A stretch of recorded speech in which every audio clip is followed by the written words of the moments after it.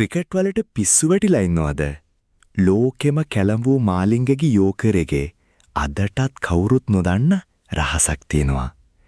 අවුරුදු 20කට කලින් එයාගේ ගුරුතුමා චම්පක සර් පුංචි දෙයක් කළා. පරණ ෂූ එකක් ගෙනත් ප්‍රැක්ටිස් එකේදී පිටිකරු ඉන්න පැත්තේ කඩුළු ළඟම පොළොවට සවි කළා. ඒ සපත්තුව තමයි මාලිංග අයියාගේ එකම ඉලක්කය උනේ. එයා හැමදාම ආදරෙන් කැපවීමෙන් ඒ සපත්තුවටම පන්දුව දැම්මා.